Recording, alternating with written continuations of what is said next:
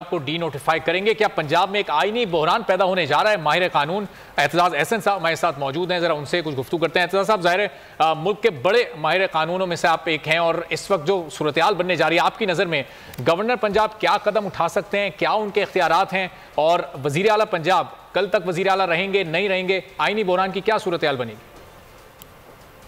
देखिए, बड़ी सादा सी बात है, साफ सी बात है, और इसलिए मैं रिस्पॉन्ड करना इस पे जरूरी समझता हूँ, क्योंकि आइन का मसला है और आइन और कानून का बड़ा वाज़ेह मसला है और इस पे सबको हिदायत होनी चाहिए कि ये वफाक इस तरह किसी सूबे पे चढ़ाई नहीं कर सकता जिस तरह सोचा जा रहा है। जिस तरह राना सनाउल्लाह कह रहे हैं कि हम सील कर देंगे चीफ मिनिस्टर हाउस को, कल ये सिंध का सील करेंगे, परसों को क्वेटा में सील करेंगे, फिर कहेंगे खैबर पख्तूनख्वा में भी हम सील कर देते हैं। ये वफाकी हुकूमत नहीं कर सकती, ये वफाक है।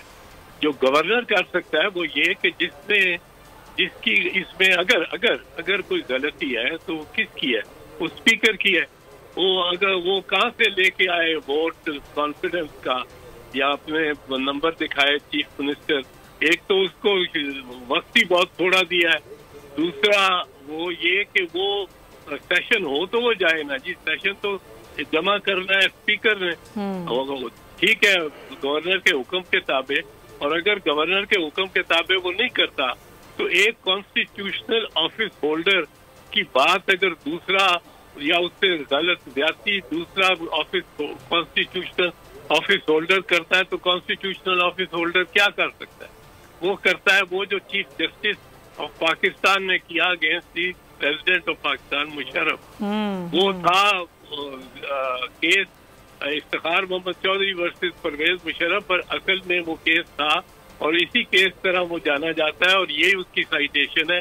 तो chief justice of Pakistan versus the president of Pakistan. Sir जी, तो गवर्नर के लिए एक ही रास्ता है कि वो आर्टिकल 184(3) के तहत सुप्रीम कोर्ट का दरवाजा खटखटाए और सुप्रीम कोर्ट को कहे कि ये स्पीकर मेरी बात नहीं मान रहा, इसने ये नहीं सेशन नहीं बुलाया। उसमें अगर सेशन बुलाए, सेशन ही नहीं बुलाता वो स्पीकर, तो चीफ मिनिस्टर को कहाँ से आप हटा सकते हैं या चीफ मिनिस्टर के घर को किस तरह ऑक्युपाई कर? एहतजाज साहब, थोड़ी वक्त की कमी है, एक सवाल मैं आपसे और करना चाह रही थी।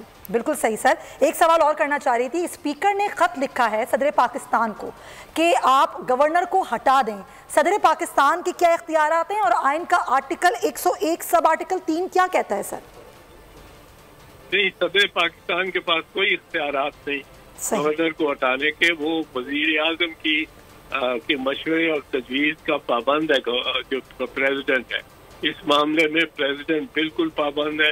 इस मामले में गवर्नर के लगाने की चॉइस जो है वो प्राइम मिनिस्टर की होती है, वो प्रेसिडेंट की नहीं होती। हाँ, order in the name of the president होता है, पर गवर्नर को स्पीकर सूबाई स्पीकर के कहे पे भी या किसी भी कहे पे भी प्राइम मिनिस्टर या प्रेसिडेंट हटाने पे मजबूर नहीं है। हाँ, उनकी अपने खुद ये राय हो तो governor serves at the pleasure of the prime minister not the president. हालांकि प्रेसिडेंट का नाम से वो ऑर्डर होता है, पर आर्टिकल 48 जो कहता है तो आइन का, वो ये कहता है कि पाबंद है प्रेसिडेंट, कंप्लीटली पाबंद है ऐसे मामले में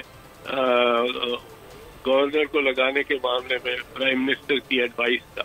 अच्छा, ठीक है, चलें, ये बड़ा क्लियर एतजाज साहब ने वजाहत कर दी। बहुत बहुत शुक्रिया। एतजाज एहसन साहब बता रहे थे कि सदर मुमलिकत है वो बराह रास्त गवर्नर को नहीं हटा सकते, उसके लिए प्राइम मिनिस्टर की तजवीज़ उनको